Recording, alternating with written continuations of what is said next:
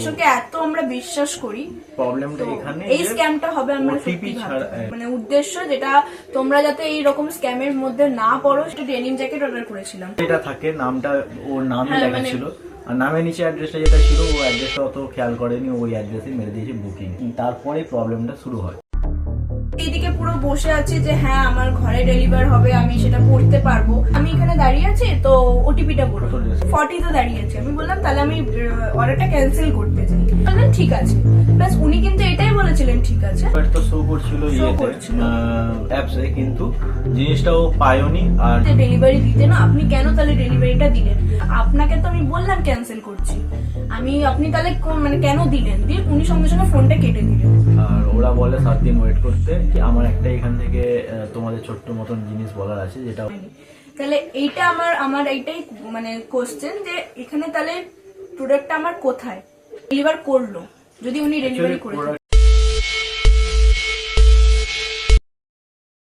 So hello everyone, good morning, welcome back to our channel, it's Samraj. So আজকে আমরা একটা আলাদা রকম ভিডিও করতে চলেছি।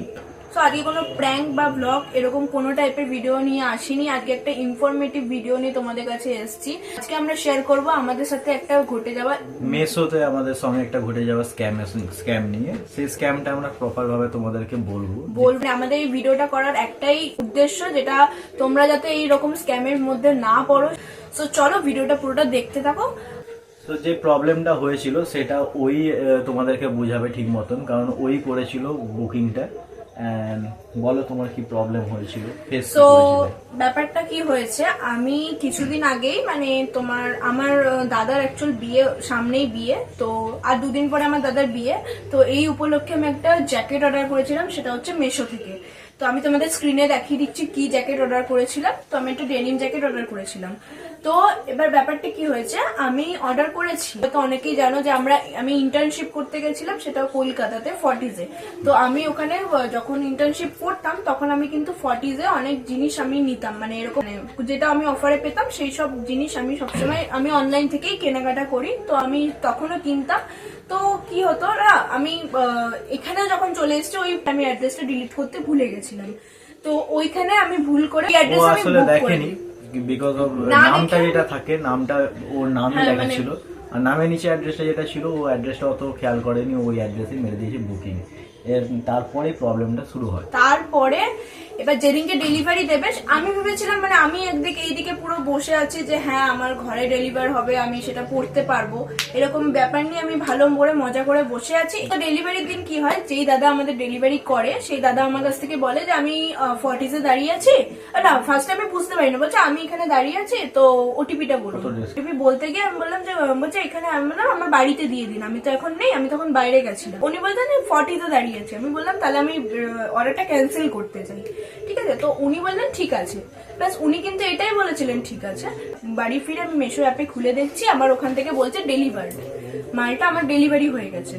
তো তারপরে প্রবলেমটা ছিল ওর ডেলিভার তো শো করছিল অ্যাপসে, কিন্তু জিনিসটা ও পায়নি। আর যখন ফোন করা হয় ও আমার সামনে ফোন করে, আমি ওই দাদাটাকে, যেহেতু ওই দাদাটার নাম্বার থেকে আমার কাছে কল এসেছিল, ওই দাদাটাকে কিন্তু আমি ফোন করে বলি যে দাদা আমি তো আপনাকে বলেছি যে ডেলিভারি দিতে না, আপনি কেন তাহলে ডেলিভারিটা দিলেন? মানে ওটিপি ছাড়া তো আজকাল ডেলিভারি হয় না, তো আপনি কি করে? আপনি ফার্স্টে উনি বললেন আমি ডেলিভারি দিয়ে দিচ্ছি। মানে আপনাকে তো আমি বললাম ক্যান্সেল করছি, আপনি তাহলে মানে কেন দিলেন? দিয়ে উনি সঙ্গে সঙ্গে ফোনটা কেটে দিলেন। তো এইটা করে আমার মনে হলো উনি আমার সাথে স্ক্যাম করছেন, আমি জানি না। তো তোমরা যদি কারা জেনে থাকো আমি এটা কি করে করতে পারবো, মানে কি করে আমি আবার টাকাটা রিটার্ন পাবো, সেটা তোমরা প্লিজ কমেন্ট সেকশনে জানিও। আর এরপরে ব্যাপারটা হচ্ছে এই জিনিসটা আমি ওকে জানাই, এবার ও বলবে ব্যাপারটা। তো ও আমাকে জানানোর পরে আমি কাস্টমার কেয়ারে ফোন করি অ্যান্ড ওদেরকে বলি এই ব্যাপারটা পুরো থরলি বুঝিয়ে বলি।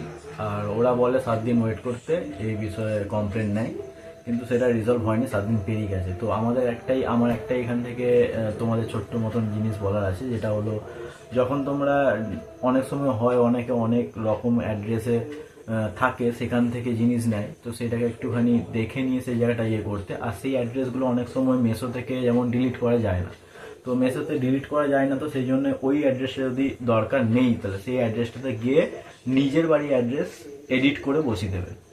এটা রিজলভ করা একটা জায়গা। ও এই জিনিসটা করেছে, মানে তো ডিলিট হচ্ছে আমার অ্যাড্রেসটা এই আমার এখানে দুর্গাপুরে যে বাড়িটা আছে মানে আমার আসল বাড়ি, ওইখানের অ্যাড্রেসটা ও আবার আরেকটা মানে আমার ওখানে দুটো অ্যাড্রেস দেওয়া আছে, সেম হয়ে যাবে। তো ওটা অসুবিধা নেই, কারণ ডিলিট হয় না, ওটা এডিট এটা করা মানে যেতে তো পারে। একই মানে তুমি যেটাতেই দাও তোমার এটাতে তোমার বাড়িতেই আসবে। আর একটা বিষয় হচ্ছে ওটিপি ছাড়া কি করে যে এটা পসিবল হলো জানি না, করে আমি সেটা কাস্টমার কেয়ারকে বলেওছি, কিন্তু রিজলভের কোনো এখন কিছু আসেনি, এখনো 7 অবধি দিন কিছু পেরিয়ে আসেনি। গেছে। তো দেখা যাক। তো এইটা আমার ভিডিওটা করার একটাই ইয়ে ছিল, যদি কোম্পানি থেকে মেশো থেকে যদি এই ভিডিওটা তোমরা দেখছো তো প্লিজ আমার একটাই আমরা রিকোয়েস্ট করছি যে প্লিজ আমি কিন্তু ফর্টিজেও, তো ওখানে আমি ফোন করে জিজ্ঞাসা করি দিদিদের যে দিদি এখানে কোনো ডেলিভার হয়েছে কোনো প্রোডাক্ট, বলছে না কোনো প্রোডাক্ট ডেলিভার হয়নি। তাহলে এইটা আমার এইটাই মানে কোশ্চেন যে এখানে তাহলে প্রোডাক্টটা আমার কোথায়। আর আমি যখন ওনাকে বললাম উনি তাহলে কেন আমার এটা ডেলিভার করলো যদি উনি ডেলিভারি করে প্রোডাক্টটা তো বিশাল কিছু দামই ছিল না, কিন্তু ফ্যাক্ট হচ্ছে এটাই যে একটা বিশ্বাসের ব্যাপার থাকে।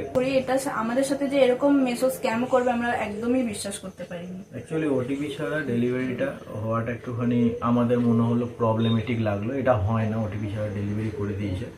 তো ডেলিভারি করানো হয়েছে, ওইটাকে অ্যাপসে ওটাকে আপডেট করা হয়েছে। তো এটা কি করে হয় সেটাই আমি অ্যাকচুয়ালি জিজ্ঞেস করলাম কাস্টমারকে, আরও সেরকমভাবে কিছু এটা রিজলভ করলো না, কিছু বলেনি ওর সম্বন্ধে কিছু।